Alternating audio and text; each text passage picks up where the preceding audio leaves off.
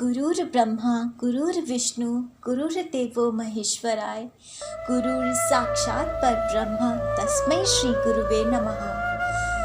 ओम श्री गुरुचरण कमलेभ्यो नमः। ओम श्री गुरुचरण कमलेभ्यो नमः। ओम श्री गुरुचरण कमलेभ्यो नमः। हरि ओम नमो भगवते वासुदेवाय। हरि ओम नमो भगवते वासुदेवाय।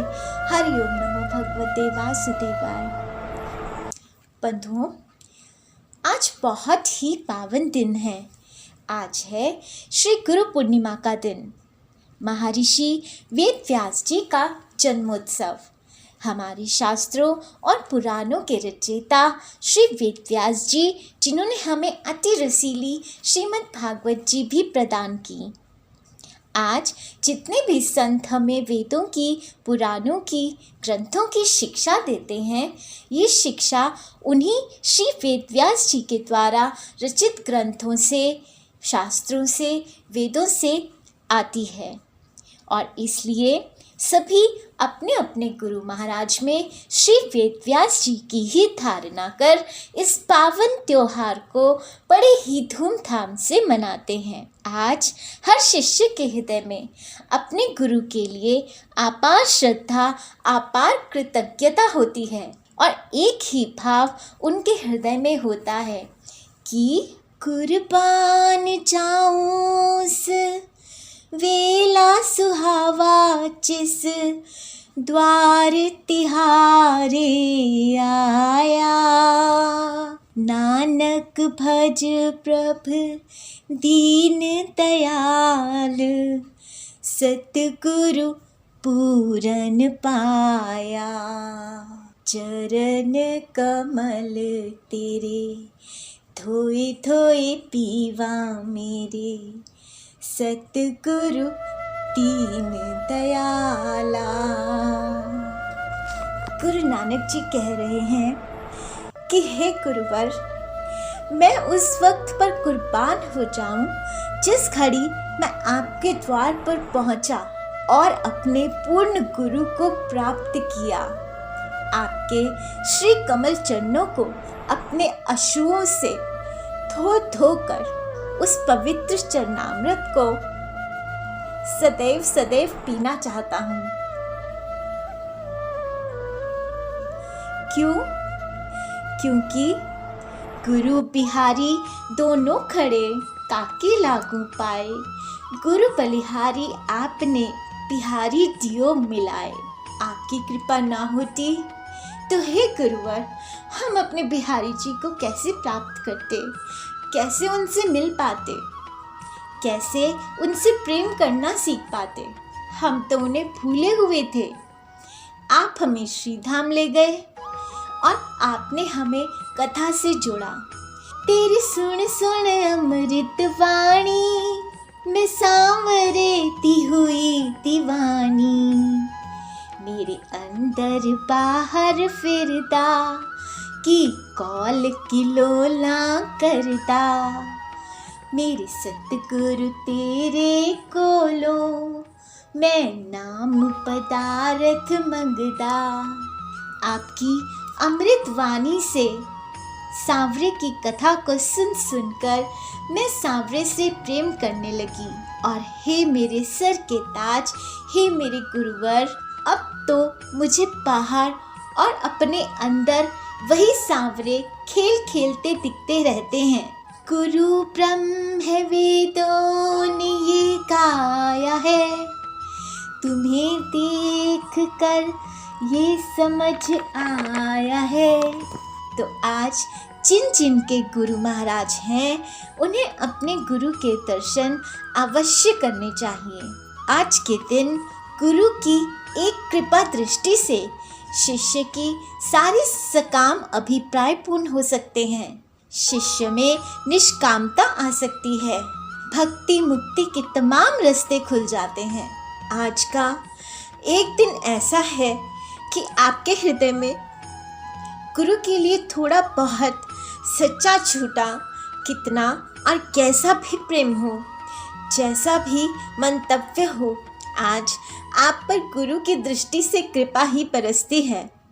बेशक आप में किसी सांसारिक मतभेद से मनमुटाव हो या गुरु आपसे रुष्ट हो तो भी अपने गुरु के पास अवश्य जाएं, उनके चरणों में प्रणाम जरूर करें।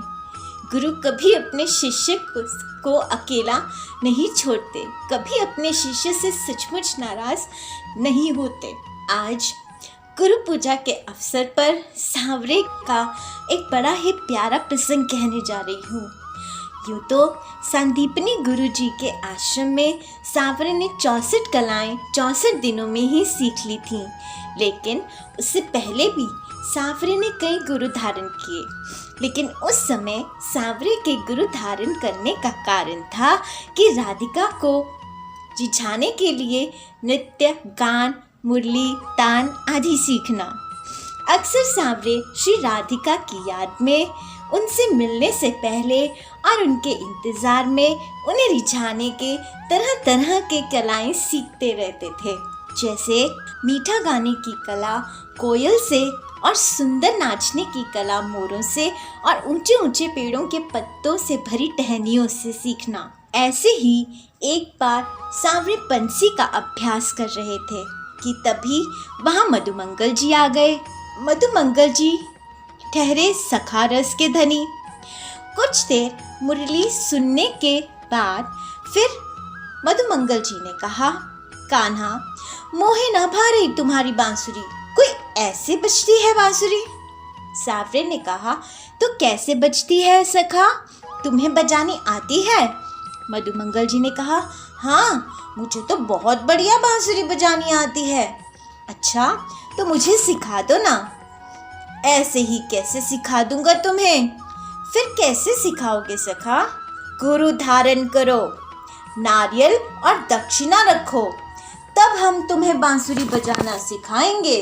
अभी मधुमंगल जी ये कह ही रहे थे कि श्री दामा जी, जो कि सांवरे के एकमात्र ब्राह्मण थे, आ गए और कहने लगे, वारे कान्हा, हम ब्राह्मणन को छोड़ के तो या आहिर को गुरु धारण करेगो?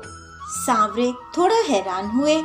फिर मधुमंगल जी ने कहा, क्यों ब्राह्मणन, बंसी बजानी आवे है तुम्हें जो कान्हा को सिखा दोगे? कान्हा, चाहे बंसी बजानी आवे है चाहे ना आवे है, गुरु तो ब्राह्मणन ही होना चाहिए। अरे जो बजानो ही ना सिखा पावे, उसे गुरु कैसे बनायो जाए? इस प्रकार मधुमंगल और श्री दामा बहस छिड़ गई और धीरे धीरे कुछ सखा भी आ गए। कुछ श्री दामा जी के और कुछ मधुमंगल जी की ओर से बहस करने लगे। विवाद बढ़ गया। अब कान्हा ने सोचा, मुझे ही कुछ करना पड़ेगा।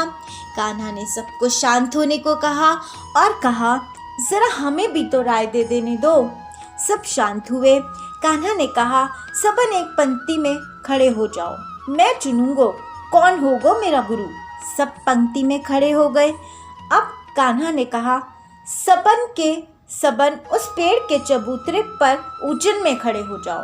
सब पेड़ के चबूतरे पर बैठ गए। अब कान्हा स्वयं नीचे भूमि पर हाथ जोड़कर घुटनों के बल बैठ गए और बोले, तुम सबन का लड़नो अच्छो ना लगे, मैं तुम सबन को ही अपना गुरु मानता हूँ। तुम सबन गुरु, मैं तुम सबन का शिष्य। अब सभी गुरु मोको अपनो आशीर्वाद दो, मुझ पे सबन के सब कृपा करो। इतना सांवरे का कहना था कि सब के सब ब्रजवासी खुश हो गए। उनका गुस्सा शांत हो गया। सब ने कान्हा को और एक दूसरे को गले लगा लिया और उनमें मतभेद समाप्त हो गया। वो जान गए कि कान्हा सभी को एक जितना प्रेम करते हैं। और सच भी है, आज भी श्री धाम में चाहे जितने संप्रदाय हों, जितने भी गुरु हों, सबके सांवरे के रूप भी अलग अलग हों, भजने का तरीका अलग हो, भाव अलग हो, भले ही सब कुछ अलग हो, लेकिन सांवरे और राधिका के लिए तो सभी गुरु सखी रूप हैं और वो सभी को एक जैसा प्रेम करते हैं। सब तत्व रूप से एक हैं।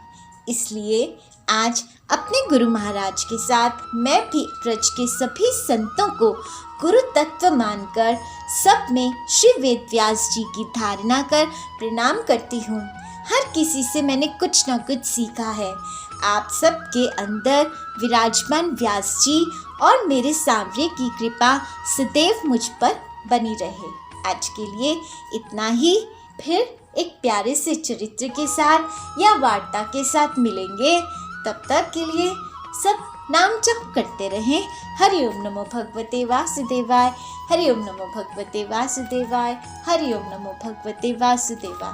जय बिहारी जी की। कृपया मनन रसामृत को सब्सक्राइब करना और शेयर करना ना भूलें। शुक्रिया।